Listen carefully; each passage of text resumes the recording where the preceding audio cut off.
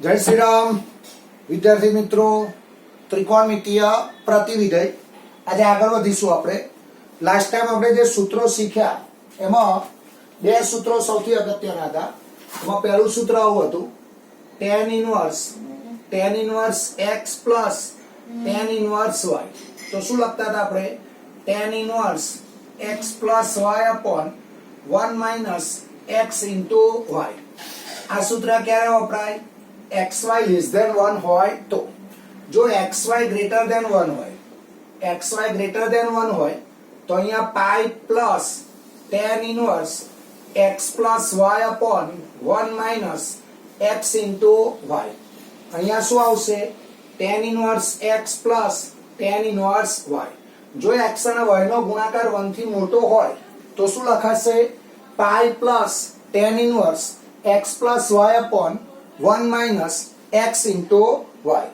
चलो extra example आवશે extra કરીને લખીશું tan inverse 2 plus tan inverse 3 બરાબર ખાલી જગ્યા તો અહીંયા તમે જોઈ શકો કે આ 2 અને 3 નો ગુણાકાર શું થાય 6 તો 6 એ 1 થી કેવા છે મોટા તો આપણે શરૂઆત આ રીતે કરીશું tan inverse 2 plus tan inverse 3 તો અહીંયા લખીશું 2 into 3 બરાબર 6 greater than 1 6 એ 1 થી કેવા છે મોટા તો અહીંયા બીજું સૂત્ર આવશે આ સૂત્ર આવશે એટલે અહીંયા હું લખીશ pi plus tan inverse 2 plus 3 upon 1 minus 2 into 3 તો અહીંયા આવશે pi plus tan inverse 5 upon minus 5 અહીંયા 1 minus 6 એટલે શું બનશે minus 5 તો 5 upon minus 5 એટલે અહીંયા આવશે tan inverse 1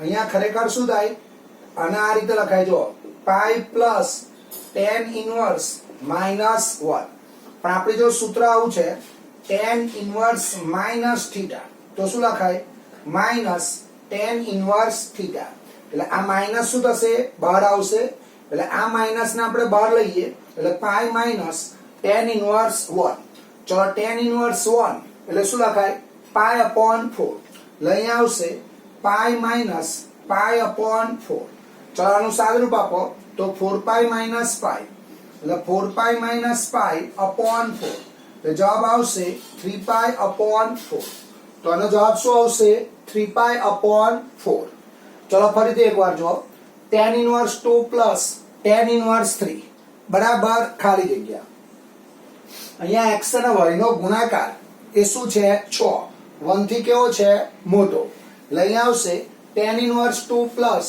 tan inverse 3 બરાબર pi plus tan inverse 2 plus 3 upon 1 minus 2 into 3 એટલે pi plus tan inverse 5 upon minus 5 તો 5 upon minus 5 એટલે શું થશે minus 1 એટલે pi plus tan inverse minus 1 હવે આ માઈનસ ને બહાર કાઢો એટલે અહીંયા આવશે માઈનસ tan inverse theta એટલે pi minus tan inverse 1 1 બરાબર શું લખાય tan inverse 1 બરાબર શું લખાય pi upon 4 તો pi minus pi upon 4 તો 4 pi minus pi upon 4 તો જવાબ શું આવશે 3 pi upon 4 તો આનો જવાબ આવશે 3 pi upon 4 ચલો પછી ઉદાહરણ 4 એ આવડે એવું છે 103 મો દાખલો આ 102 મો દાખલો હતો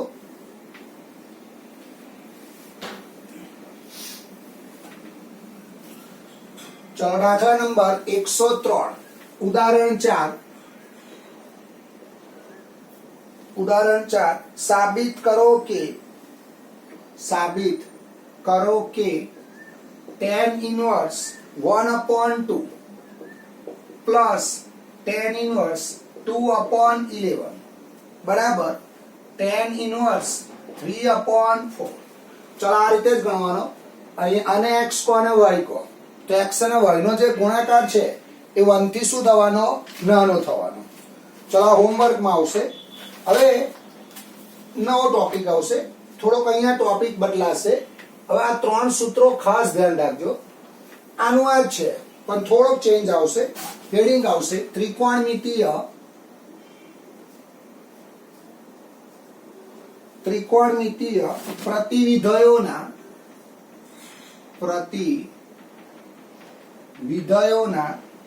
આંતર સંબંધો.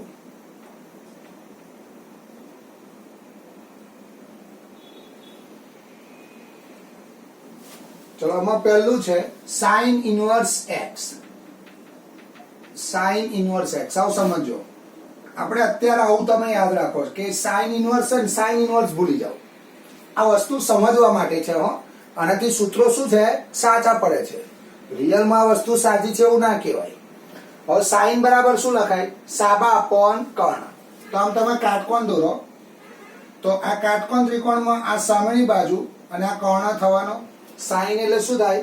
સાબા અપોન કર્ણ. એટલે સાબા અપોન કર્ણ એટલે સામેની બાજુ x થશે અને કર્ણ શું થશે? 1. તો આ બાજુ કેવી રીતે શું થાય? આ બાજુ કેવી રીતે શું થાય? આના વર્ગમાંથી આનો વર્ગ બાદ કરો એટલે આવું આવશે વર્ગમૂળમાં 1 - x1.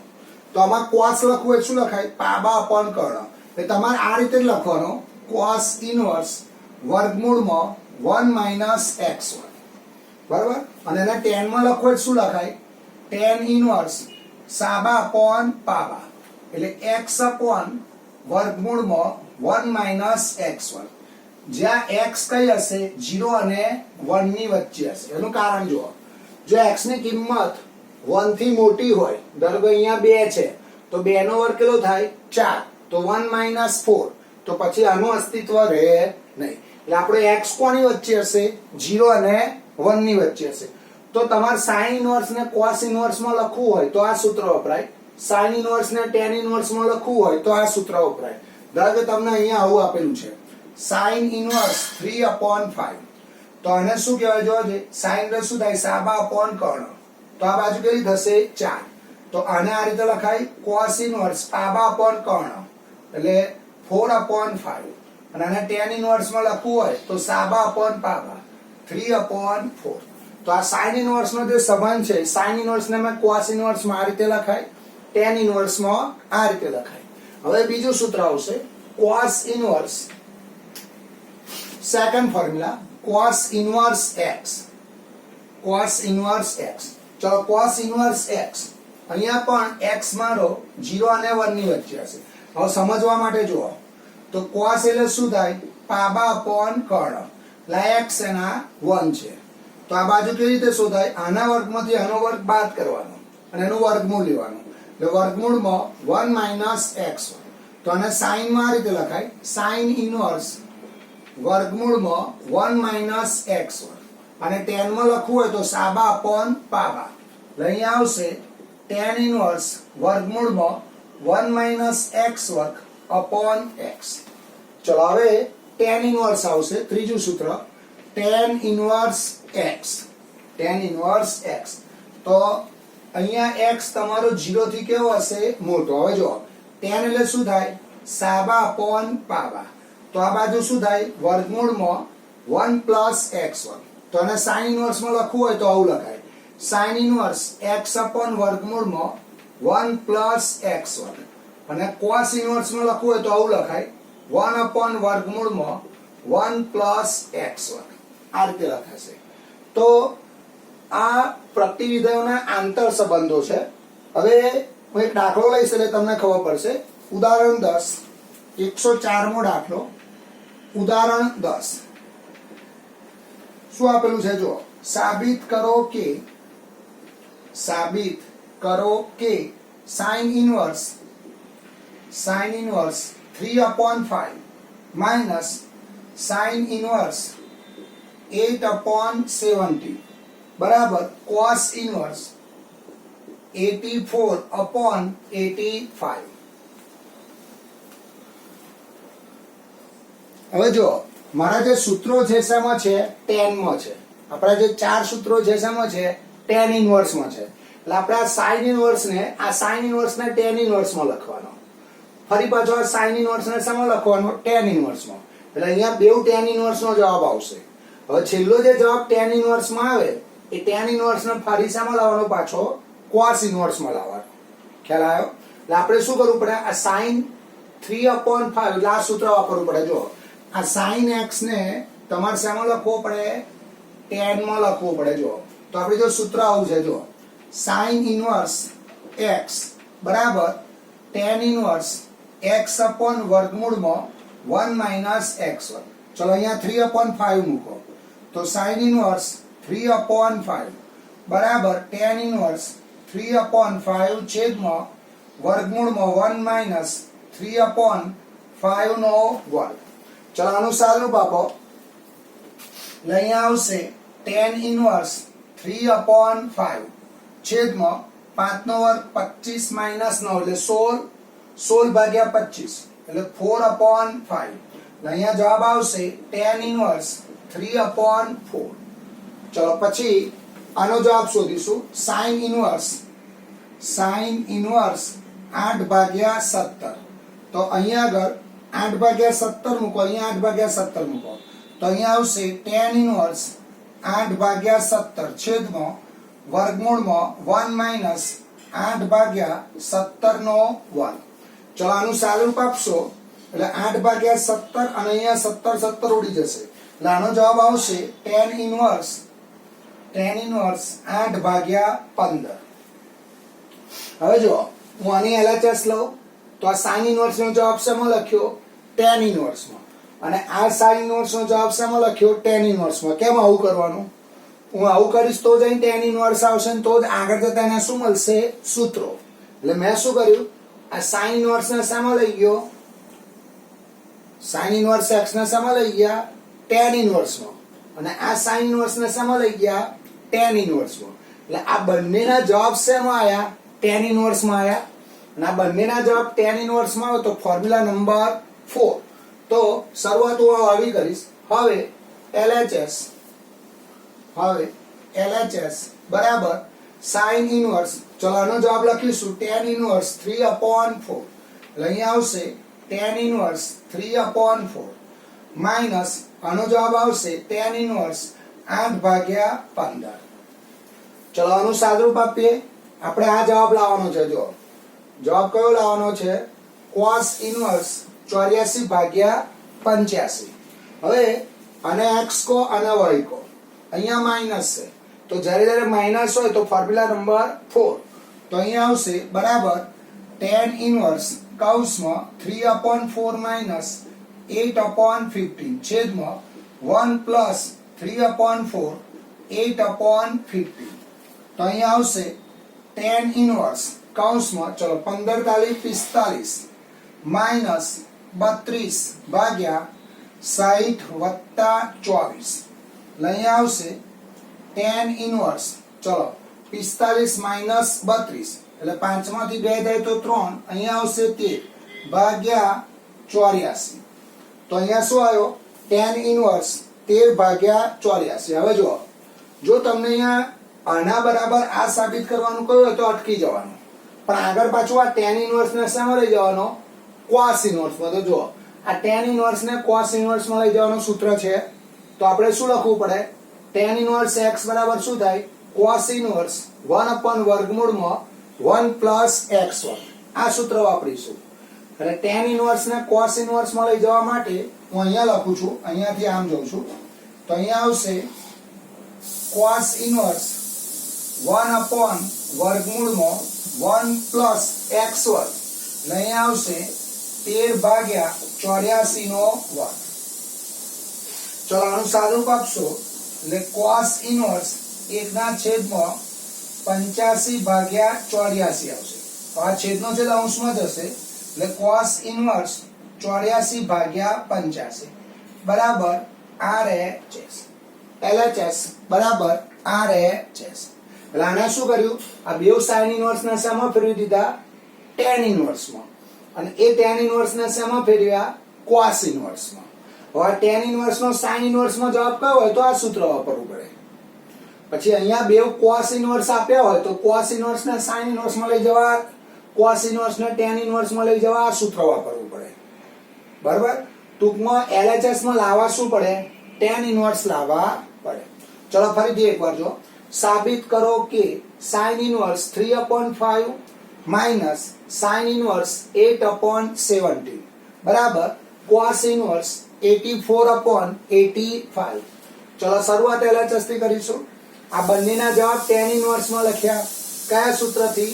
આ સૂત્રથી. જુઓ, sin ઇન્વર્સ x બરાબર tan ઇન્વર્સ x upon વર્ગમૂળમાં 1 minus x વર્ગ. ચલો હવે આને x કો અને y કો. આ બંનેના tan ઇન્વર્સ માં જવાબ લખ્યા. આને x કો અને y કો.